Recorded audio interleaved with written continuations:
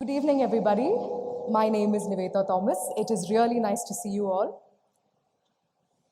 For a girl with many dreams, aspirations, and ambitions, the one thing that I was fighting against was the lack of time. But I think it's safe to say we all wish we had more of that time. As our lives and everything around us seems to be moving, seems to be like somebody played a tape recorder, pressed the fast forward button and left it that way. It's all moving at such a rapid pace, right? So it is only fair to us to pause, breathe, and take a moment to think about the past. The good we faced, the bad we experienced. But mind you, when you move forward in life, the only baggage that you would want to carry forward should be the good, because it would be an unpleasant case otherwise. As I sat down to think about how to brainstorm and compile everything that I wanted to talk about today, there was one moment, it was more of a revelation, when I realized if one 23-year-old had so many things to talk about, so much to say, imagine the kind of life experiences and stories you would get to hear from people around the world. It was really exciting to think about it. Let me take you through mine now. So I was born and raised in the beautiful Chennai city, but my roots go back to a small village called Edur in Irati, Kerala. Though I was raised, schooled, everything in Tamil Nadu, my connect with my homeland, Kerala, is very strong. In fact, it's as strong as my love for kappa, fish curry, parampuri, and chaya is. If there are Malayalis here, you will know exactly what I'm talking about. It's deep, trust me. But I think I am privileged to say I believe that I am equally a Telugu Ammai now, as much as I am a Malayali and a Tamilian. And because this cultural integration is what makes me call anywhere home. And I believe this cultural integration is necessary for us to grow better. Rolling back a couple of years, now we're getting into the topic. I'm going to share with you a couple of my life experiences, what I went through, and whatever I am today is because of all these experiences I had. So I would like to share it with all of you. So rolling back a couple of years, the word school resonated with an album to me. Like a photo album of Polaroids flashing in front of my eyes, I have very vivid memories of what school meant to me. I faced the camera first when I was 8 years old. And since then, believe it or not, I have been to school sometimes, visited school. By visit, I mean literally just visited school 3 or 4 times, 3 or 4 days a month. Honestly, that's how much I've been there. I think definitely my teachers must have seen chief guests repeat themselves to events more than I've actually been in school. But going to work, acting, on longer schedules, and then coming back to sitting in class, being attentive, completing classworks, being on par with where the rest of the class was very taxing. Sometimes I would also want to give up removing all the makeup before I fly to bed. But before I could think about it or realize, the struggle with all this had already become my life.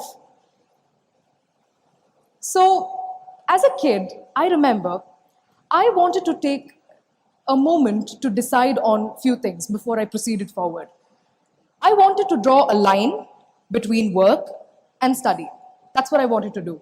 It sounds like a very, very simple idea, but trust me when I say this, it required a battalion of people to execute. I needed my teachers, my principal, my friends from workplace, my friends from school, my producers, my directors, all my technicians, and my family more than anything. And today, when I look back and think about it, I have been more than blessed. I feel like I've been blessed more than required to have had them all. In fact, my school was so supportive. My principal, Brother George, was so supportive of me going to ACT that the 3 or 4 days that I would go to school, he would look at me and be like, "Oh, Nivetha, you're here. When are you going back to work?" I was like, and my timing was so off. The 4 or 5 days that I got to be in school, was when I had my math test. Don't even ask me about it. I've also played stunts where I have fever and I want my mom to take me back home just once. But yeah, I've done that, sadly. School was a bundle. School was what set my foundation. The base of the base for me is so strong, and I can so happily say that my character and my personality, anything to deal with the development of my personality, I owe it to my school. And I can't thank or talk enough about the importance of holistic education that I received from school. This one memory is so vivid in my mind, where the fact that the announcement of me receiving my first ever award for my first film in Malayalam, which is called Verde Oru Barrier, I had received a Kerala State Award for it, and the person I got to know that from was Brother George, my principal. I was in the school ground practicing long jump or something for the sports day, all muddy and dirty. And there's a student who comes, says, principal's calling you. What do you instantly think? I'm like, what did I do now? I behaved, I was okay. Did I do something wrong? So from point A to point B, that's what I'm thinking about. So I go to his office and then he turns on the television, tunes into a channel, and he simply said, you won. So I saw my name scrolling down with the picture, and honestly, that moment, it hit me so hard that rather than feeling accomplished or satisfied, everything around me became muted. It got really quiet. And I thought that appreciation came just at the right moment in my life, when I almost took it synonymous to wanting to show my gratitude towards all the people who helped me get to that point. My principal, my family, everybody came to my mind at that point. It was just so special, and that episode ended with, like in my mind, it was like all my teachers congratulating me and seeing them celebrate and seeing them feel so joyous about me achieving something was validation to me that all that hours and days of hard work, doing what I loved doing, was absolutely worth it. So from then on, I was happily studying away till there was one moment where I think I can speak confidently for all of you. There's that one moment in your school life when we feel something completely brand new. This is exactly after I finished my 12th grade, which for some reason at this point in time, it feels like a danger zone. That's how it's made to be felt, like a danger zone. When I crossed that state, I was posted with a very, very, very difficult question. What next? Honestly, this is how it was in my mind. The room got extremely dark. There's a focus light on you. All your relatives start becoming active again, even distant ones. Your parents are alert. Your siblings, and if you have younger ones, a sister or a brother, he or she is suddenly looking up at you thinking, what are you going to do? Who are you going to be? What do you want to become? What do you want to become? Who do you want to be in life? Like, do this as an exercise. Just go home and say this question 3 times and you'll want to sit down. Because I've never been able to answer this question. Who do you want to become? What do you want to become in life? It's an incredibly heavy question, which I feel requires a lot of thinking and a lot more living to actually figure out. So at that point, I had to choose between walking a trodden path or an untrodden path. Either you work in films or you study something, you specialize in some field and become something. But I chose to walk in between. Yeah, I did. Back then I didn't know. I remember telling my parents, Amma, Daddy, I want to work as I'm studying. And I remember them looking at each other and they were like, well, if you can manage, then we don't have a problem with it. Because honestly, this decision was taken by me, honestly, because I couldn't imagine myself doing just one of it. Because most of my life I've been working and studying together, so I just couldn't think about choosing one. From that point on, everything moved so fast. It moved literally like this. I moved on from wanting to study aerospace engineering to joining university to study 5 years of architecture. Don't ask me how that happened. That happened. So, when this fairy tale of school life was just ending, the actual picture came into my life when I started college. College came in like a royal entry, it had a royal entry. College sort of feels like us going to watch a Rajnikant film first day, first show. You have this unexplainable high. You don't know what you're feeling. You suddenly feel like an adult. You're given a car. You can drive yourself to college. School, it's only cycling and auto man. Remember my van driver who drove me for 14 years, and suddenly you have a car. You have a place to park your car. And then you're no longer wearing uniforms. It's so exciting, you feel like you're an adult and you have responsibilities. And honestly, no money can ever buy the experiences that I had or the lessons I learned during college. The 5 years of me studying in that institution and moving around with the people there, it taught me more about myself than anything or anybody could have ever taught me. College was fun, but architecture did not serve it easy for me, or for any of my classmates for that matter. I was visibly struggling. At this point, I had a lot of struggles with having to manage minimum attendance required to appear for exams, struggling with trying really hard to perform well, struggling with completing designs on time, struggling to be on par with where the rest of the class was. This was extremely taxing, it was. But while also listening to script readings, and there were a lot of narrations happening, which I would okay at one point so that I can work on those films when I had my semester vacation. So this is how my pattern in college life was. All this was happening, but the real struggle was inside me.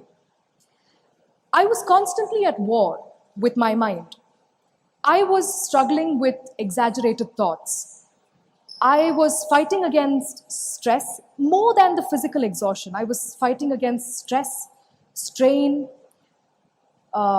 fear, doubt, overthinking, procrastination, and also extreme self-criticism. All these were emotions I was not prepared to face. I was not prepared to handle.